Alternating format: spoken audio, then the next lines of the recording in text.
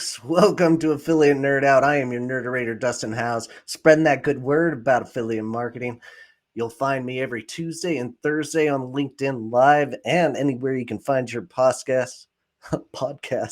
So please consider subscribing. And today, my guest, Wade Tonkin, director of affiliate over at Fanatics, old friend, industry legend. Super excited for him to be here today. Wade, welcome to the Nerdatorium. Good to be here. Is that like a way of saying I'm old? Or I mean, those are your words. I just put it in a much nicer sense. been around longer than most, but yeah, it's good to be here. Absolutely.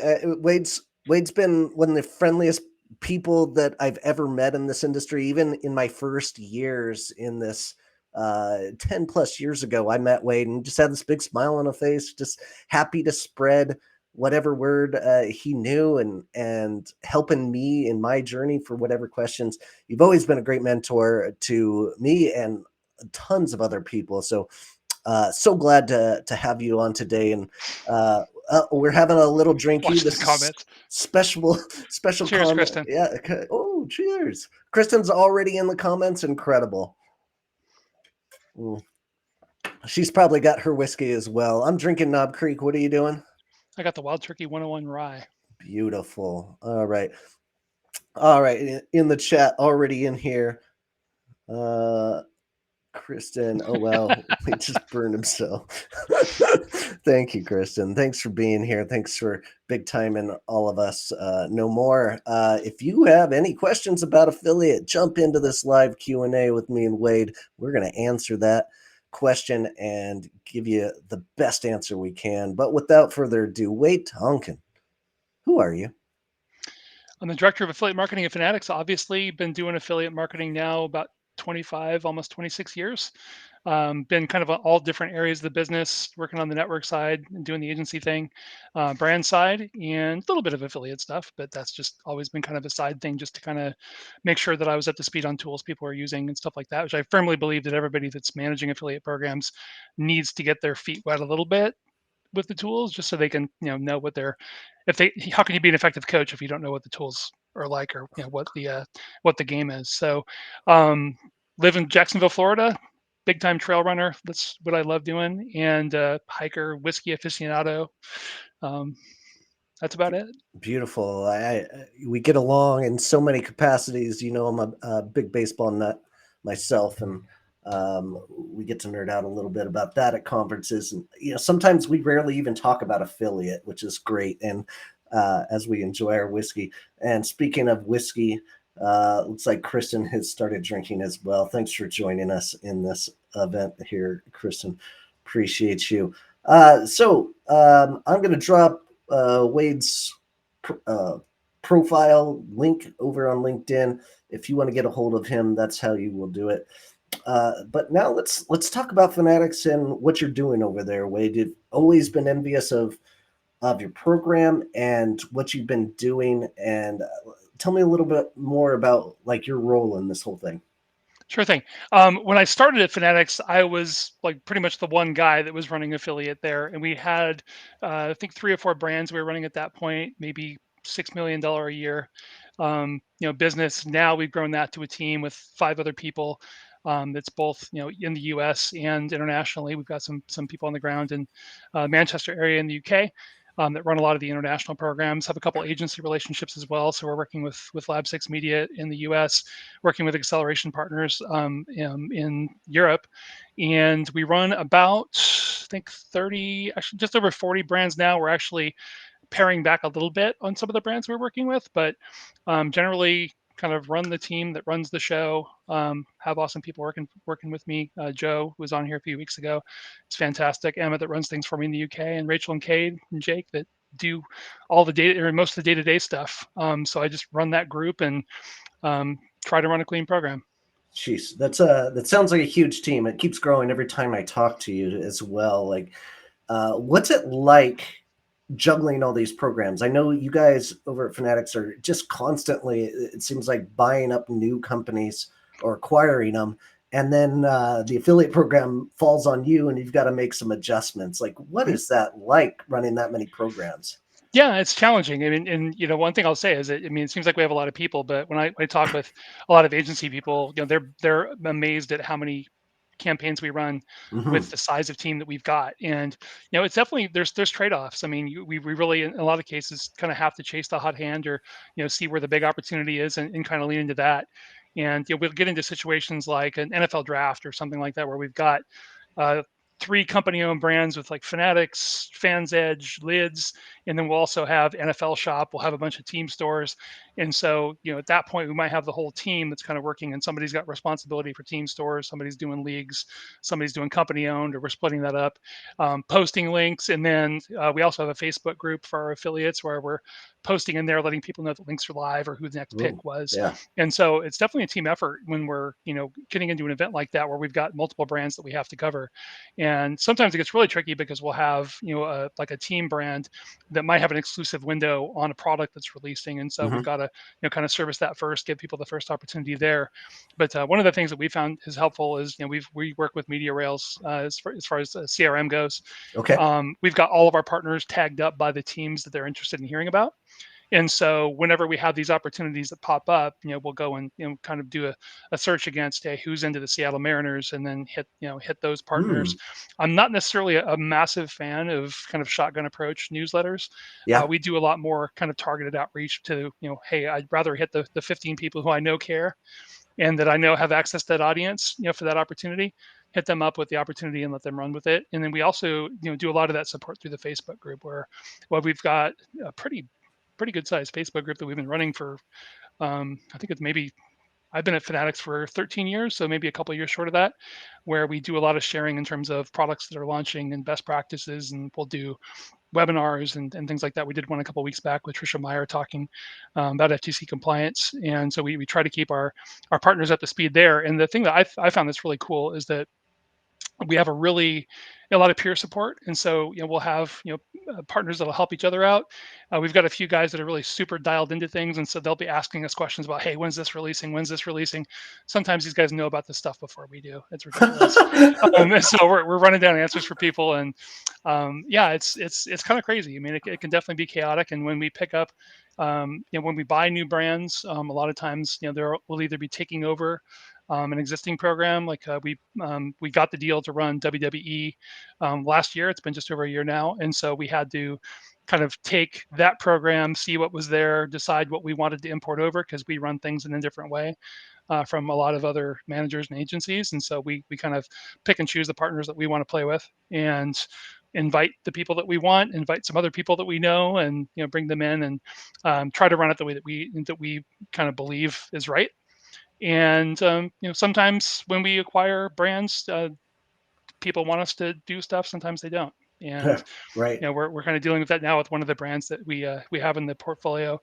And one of the really exciting things now is that we've got this sports betting, Fanatics Betting and Gaming, got Fanatics Live, which are both kind of app-based projects that are getting ready to launch. And we've been working with those teams, not so much on the betting and gaming side, but on the Fanatics Live side, where they're doing the live card breaks and things like that, to help them get aligned with our tech stack. Because they're like, well, hey, how do we track referrals to our shopping app? And it's like, well, we've got a tech stack that can do that. It's kind of what Impact's there for, and they've got an integration with their analytics provider. So it's like, hey, look, we can help you guys out. So sometimes it'll be fully taking it on. Sometimes it'll just be kind of playing a consulting role.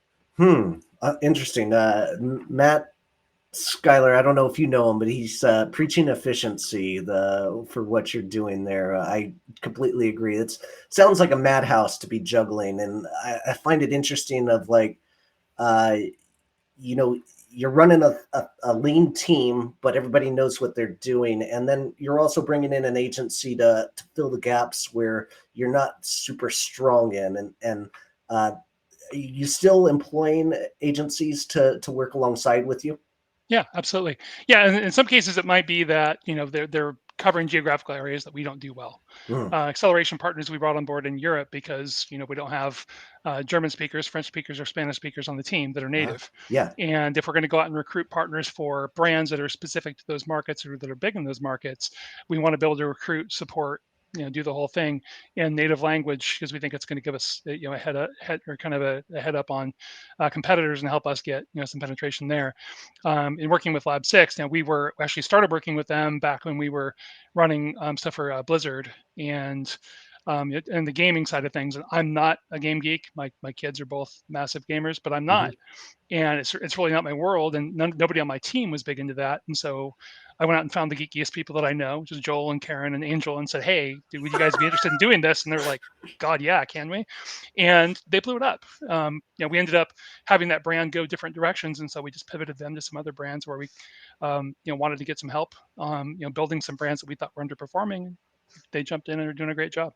Oh, awesome. I've been ready to ask Lab Six to come on this and nerd out with me.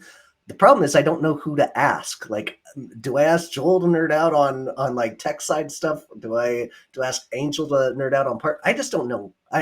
Who do you think I should invite? I'll do it. They've Like, got a team of massive, affiliate marketing geeks there that could talk on a lot of stuff. yeah, So, they got Django there as well. So they got some great old school people who know the game that could yeah. talk, all kinds of different stuff. Joel's an amazing tech and could talk your off about APIs and the magic he's able to perform with that stuff. And, Karen's one of the people I respect most in the business. I had an agency with those guys before I came to Fanatics. So I mean, Hmm. just people that we know and trust, and do a good job for us. Awesome. All right. And so when you're juggling these brands, it might be hard, like onboarding a new brand. And can you talk about like how you take on that brand and like who are the affiliates? I mean, you've got a database of incredible affiliates across the sports realm. How do you pick and choose like which ones you're going to invite to the program first when you get your hands on it? Yeah, we're big into content players. We like working with the content affiliates, the bloggers, on online discussion forums, the old school PHPBB type Hmm. forums still do really well for sports because people like to sit around and geek out on their teams. For So sure. it's still a place where people hang out every day.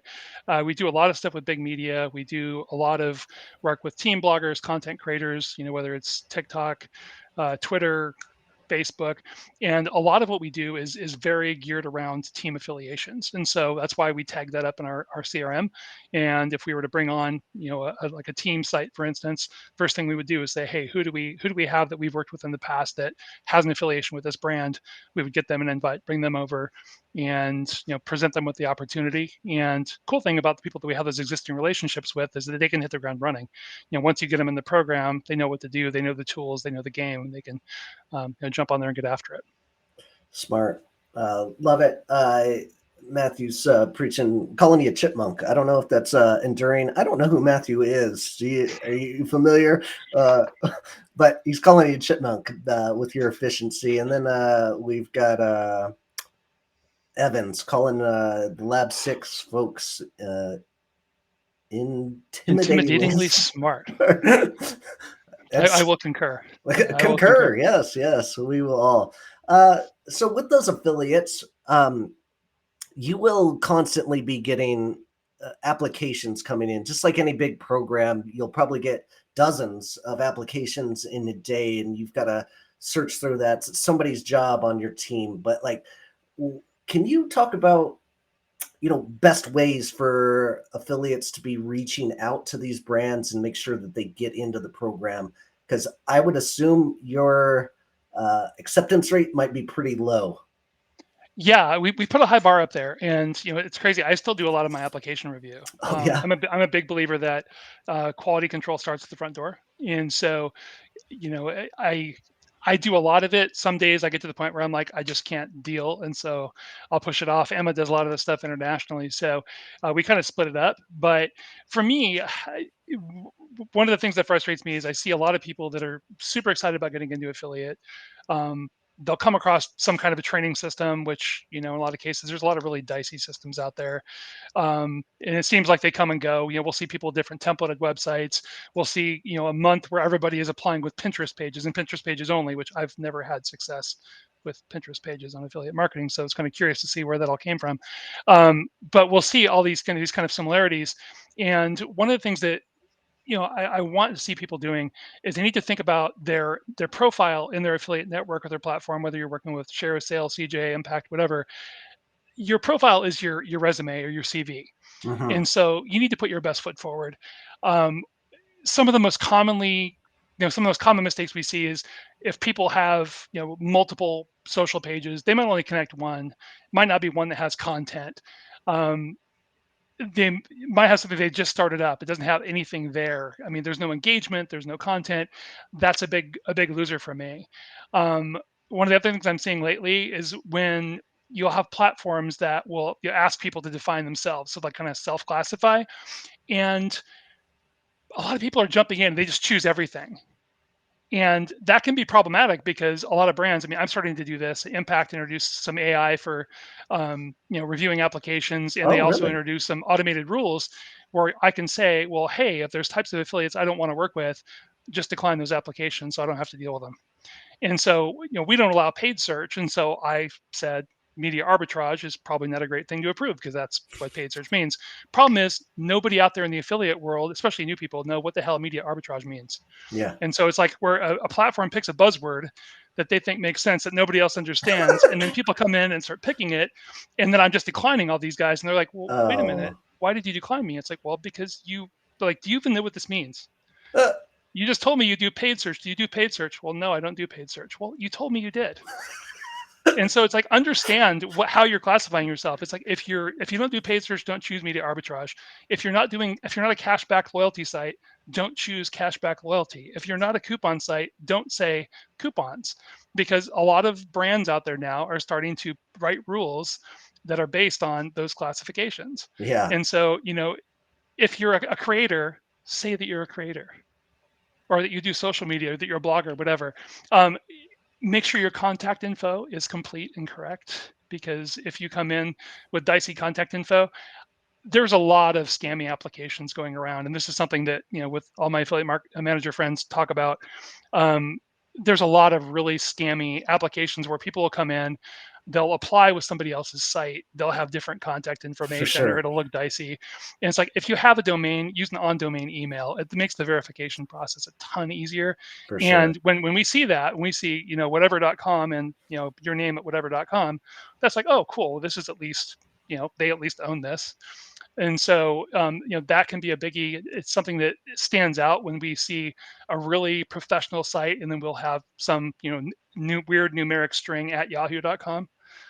Probably going to look twice at that one, or people just don't even bother to put their stuff in there. So that can be a biggie. Um, One of my biggies also is have some kind of a body of work before you start applying for programs. Okay. So don't just come in out of the blue and say, I'm going to make money. It's like, well, okay, but how are you going to make money?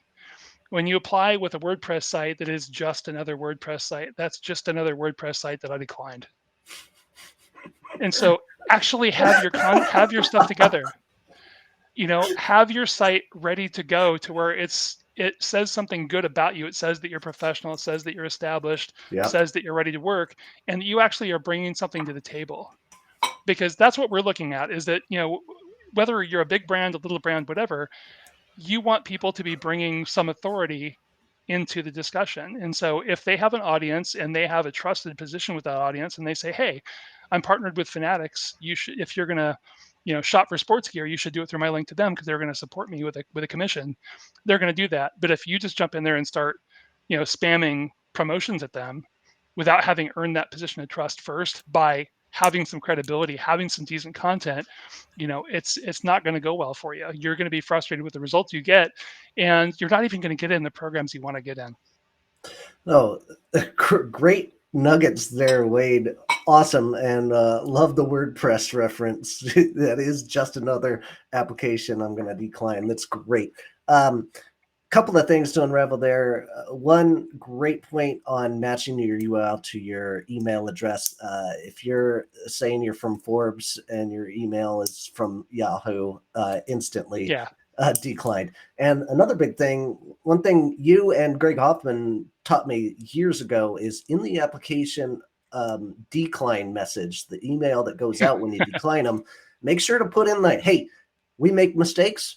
If we did, email us directly and tell us why you think you should be accepted to the program, Yeah. and this gives them a second chance. So I give people second chances. Not all programs are going to be that lenient, but I think we're on the same page with that. I'm not sure which of us ripped the other one off first with that. Right, right. I But know chicken it's and I mean, it's egg something we between the definitely two of do, and you. yeah, and I fully acknowledge in our email, we actually say, "Hey, we make mistakes."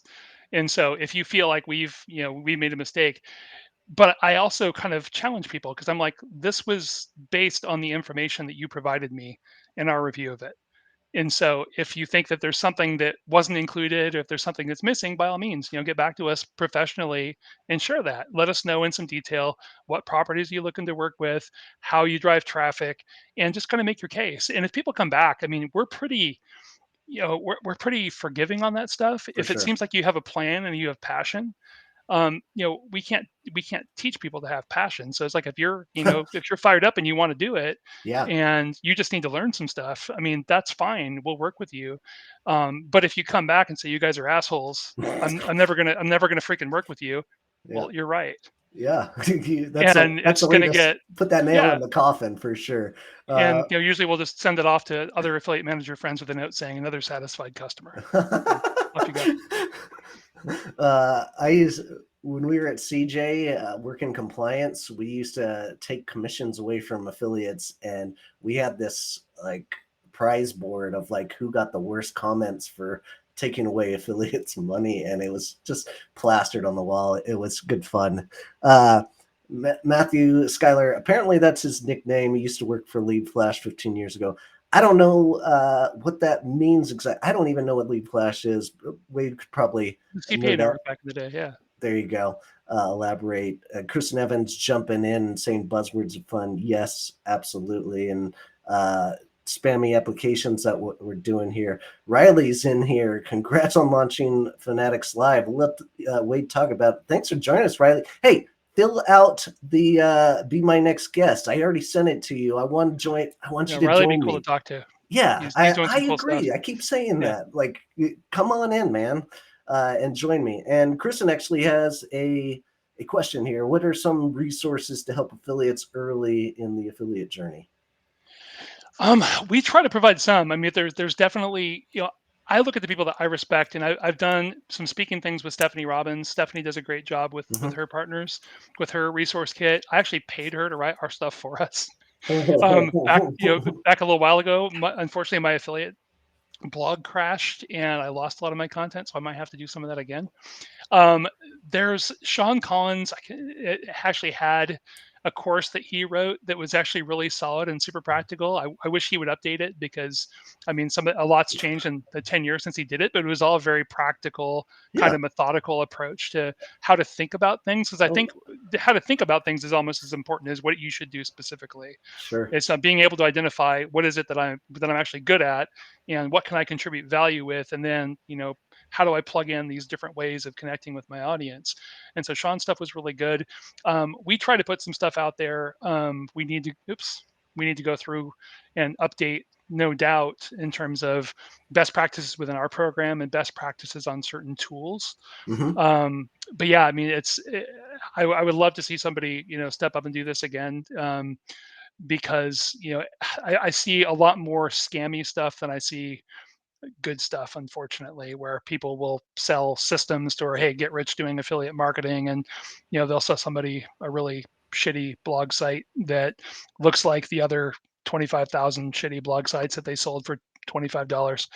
And when managers look at those, they stick out like a sore thumb. I mean, it just, you see the same site over and over again.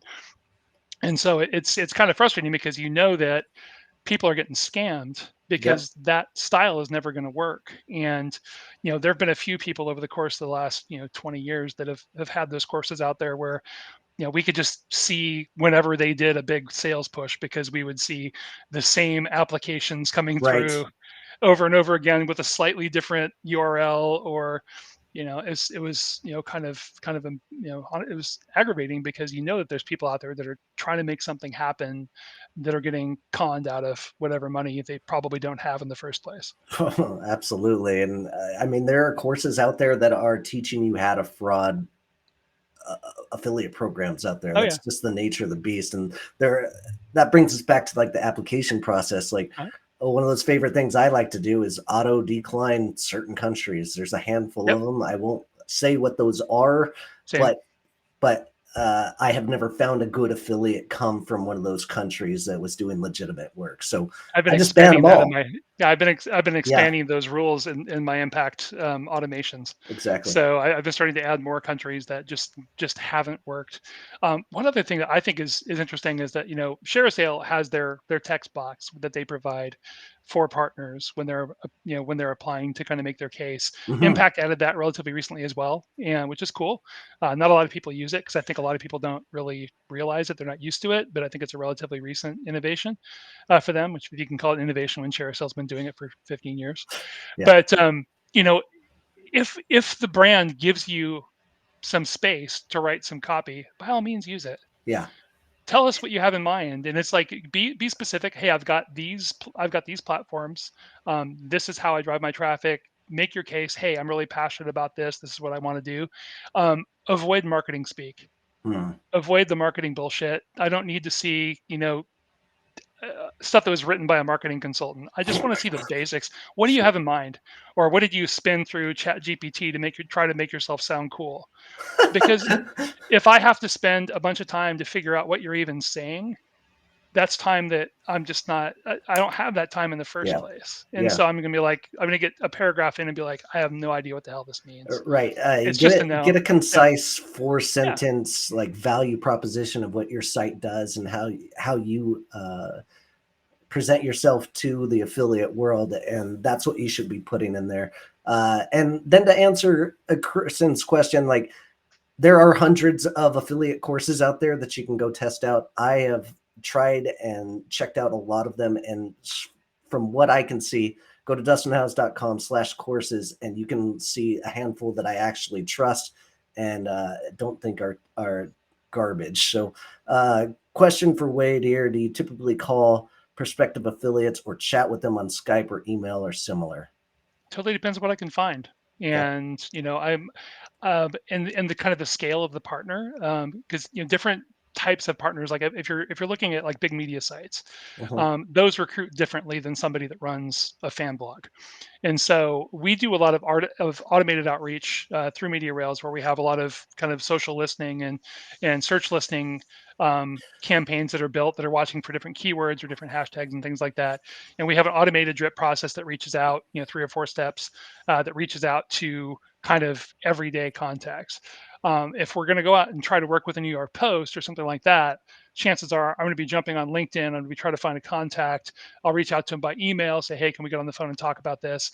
Because that is, that's going to be a way that we're going to have to get that deal over the line. Because most of those, I won't say all of those or none of those partners sign up just, you know, straight up send them a link, they go.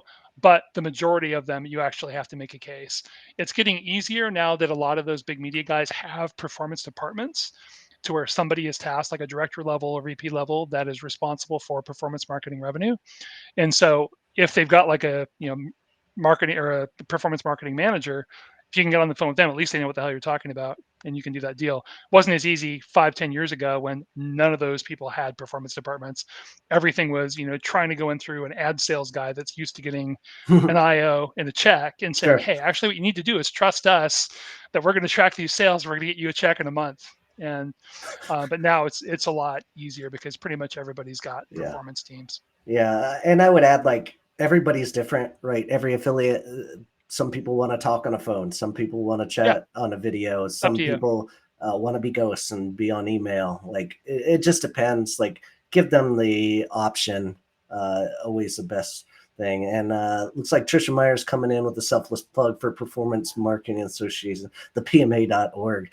Yes, of course, Trisha, my favorite resource, the PMA.org. One of our favorite here. Wade and I have been longtime members and board members and so forth. We absolutely love it, and great sense of community there.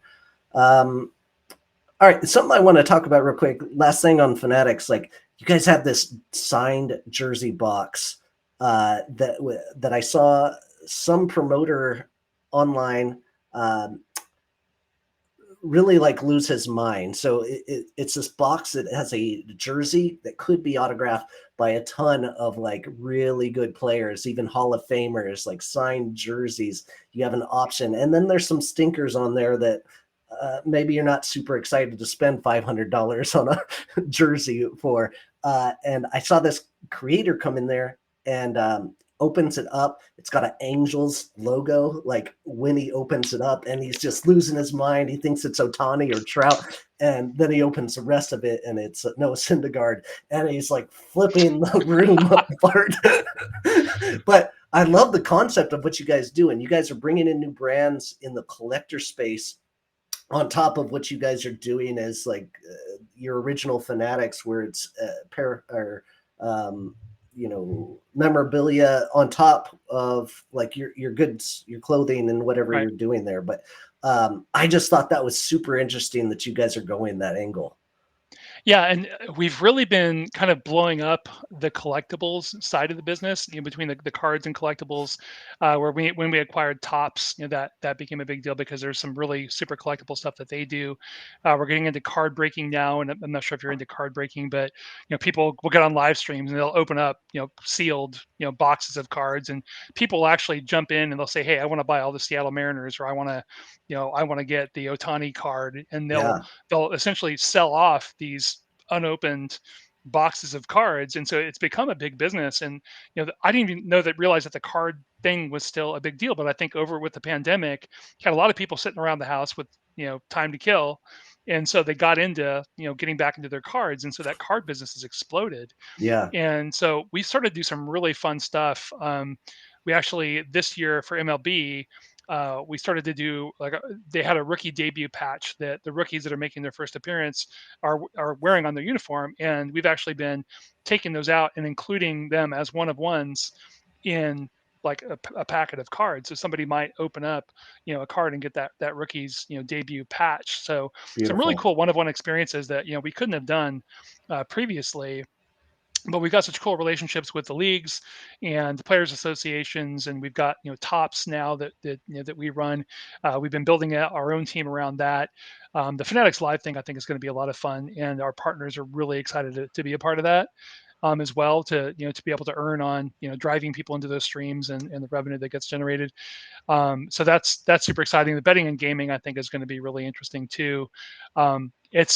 It's kind of crazy because I think initially we were kind of thinking that some of that might fall in our lap, but in the end I'm kind of glad it didn't, because that whole sports betting and gaming world is so different. Hmm. And it's a whole different group of partners. It's a big regulatory thing, that's very state by state. State by state And is the crazy part so about it. Yeah, yeah, and so, in the end, I'm kind of glad that we're kind of able to sit back and keep doing what we do, and kind of provide some guidance from the yeah. sidelines. In the end, there might be some crossover with our existing partners where we can do cross sell, upsell stuff. Um, and it's definitely been a lot of fun working with these other teams to see how we can help them out, or how we can leverage our impact tech stack to be able to help them do what they want to do, whether it's a public program or a private program, or whatever they're trying to accomplish. Fantastic. I don't want to dwell on sports talk. This is an affiliate marketing podcast, so we won't get too much into it. But we'll end with Kristen Big Time Evans gave me a new nickname of Dustin Board Member House. Fantastic. Thank you, Kristen. I appreciate that. And since we're talking so much Fanatics here, it only makes sense to Big question from Kristen there at the last one. There's an important plug at the end. we'll We'll get get to to it. it here. And since we're talking so much Fanatics, it just makes sense to talk about our sponsor of the day, who is obviously uh, not Fanatics. It's actually just affiliate reports. I use these guys for my reporting. I'm not a reporting guy, and I need all the help I get. For $250, I get really cool statistics from our affiliate program that I can package up and send over to the executives to make a lot more sense. And just love what these guys are doing over David Hall. I just talked to him yesterday. Really cool stuff. Go check it out. DustinHouse.com/jar to go check them out. Are you using just affiliate reports here, Wade? I am not. Straight up impact stuff and internal kind of back end self built stuff. That's Sorry, man. unfortunate. Wade, I really need you trying to feed my family here. That's an affiliate link, and I really need your support on this one. Can you tell everybody that you use just affiliate reports? Sorry, man. Moving on. All right. Integrity is Hot everything. news of the day here. Google trademark policy update. What is this about? July 24th, Google shows up and says, hey, we are no longer protecting your trademark as a brand. You are going to have to police yourself. What do you think this means to the industry here, Wade? Oh, that's going to be a freaking nightmare. And we're in a weird place as well because we don't allow any paid Okay. search, and so essentially any paid search with us is a violation. Um, and it's definitely going to, we're the way that we look at our affiliate compliance monitoring is that we want to catch stuff before our paid search team does, and it reflects badly on us Mm-hmm. for not running Mm-hmm. it well. Mm-hmm. So we do use the impacts tools Great. internally. So we are, watching for our trademarks being used. Um, a lot of the trademark abuse we see lately, honestly, isn't coming from affiliates, and there's some really weird stuff going on, and may or may not be related to that. But there's a lot of people that are, going out and buying the marks, sending them off to landing pages that don't seem to be super related. Obviously, they're monetizing that on the back end somehow, but it doesn't jump out to you. They're not, cleaning it through big links or skim link or anything like that. But there's definitely been some weirdness going on, and you've got to definitely have your compliance tools, and hopefully a legal team that can go out after that stuff. And fortunately, one thing we do have is Yeah, lawyers. So absolutely. And great thing about it too on the affiliate side is there are tools to combat that. My favorite in this space is the search monitor. I used to work for them, 12 plus years ago. It's been a long time, but I love the product that they have. There's an incredible SEO value to that product as well. And then Brand Verity is probably the most popular in this space to go and protect your trademark.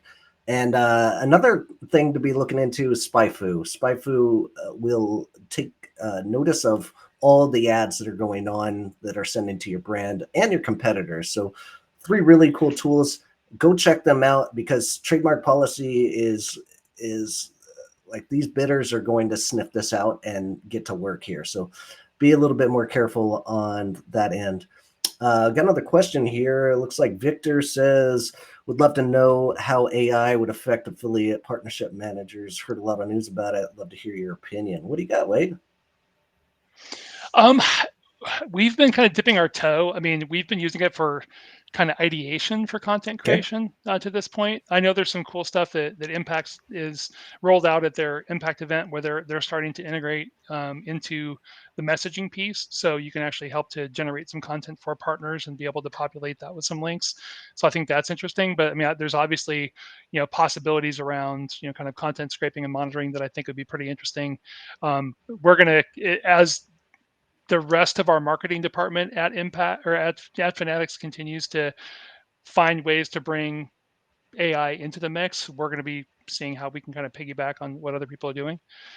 So I'm super at this point. I'm kind of in information gathering mode and trying to see what we can leverage, and anything we can do to help um, kind of take some of the daily grindy stuff out of For things. I think sure. is amazingly I helpful. think it's just gonna start piling on. I mean, as tools get better in our industry, they uh, come leaps and bounds from even 5 years ago. Are the tools to help find and contact affiliates has been Yeah. incredible, and I can't wait to see what AI ends up doing in the next future. But by all means, you have to be on top of it. Like, do not let this go to the wayside. You have to be evolving with this industry, and that's one of those really strong points. Great question, Victor. Thanks for bringing it up, Eric. Nagel over here, longtime listener and one-time joiner of the podcast. How do we take affiliate brand relationship to the next level beyond commissions and exchange for sales? Great question, Eric. What do you got, Wade? Yeah, I mean, I think for in our case specifically, I think there's definitely some things that we're looking into around how can we leverage some of these cool experiences that we have access to through our brand relationships and player relationships to maybe juice things up for some key partners. to be able to offer some additional perks. We've explored some things what we could do in terms of making it easier for partners to, pick up fan cash that they could use to reward their fans or to shop for gear themselves as a reward in addition to what they're doing on their commissions. Um, I'm still not a massive fan of sponsored posts and like buying placements. I still like to keep it, performance based primarily. We've done some, and it's crazy because I think until like probably 4 or 5 years ago, I had not done like a tenancy or like a paid placement in affiliate marketing, and I'd been doing it for like 20 years, and we just managed to avoid it. We started to find some things that worked, but in the last year, a lot of the effectiveness of some of those same buys has been starting to Hmm. drop. So yeah, we still try to keep things, commission based as much as we can, but we're trying to provide really good support and give people good resources to help them, elevate their games, give them good content that they can market with, give them as much notice as we can to help them, be in position to succeed once they've, shown us that there's somebody that we can trust and not Hmm. embarrass us. Because in the world that we work in, a lot of there's a lot of risk in putting content out there early, and so that can be problematic if we decide we want to give somebody a heads up on a jersey that's getting released and then they turn out leaking it, Oh, right. and getting us kicked in the nuts for it. So that is something we have to be really careful about, and we're able to do it with people that have proven that they know how to handle embargo and be able to to sit on that stuff until it's time. But you have to be careful. Yeah, great points. And the only thing I'll add on to there is like contests are really hot right now. And I keep seeing more and more pop up. And if you really want to motivate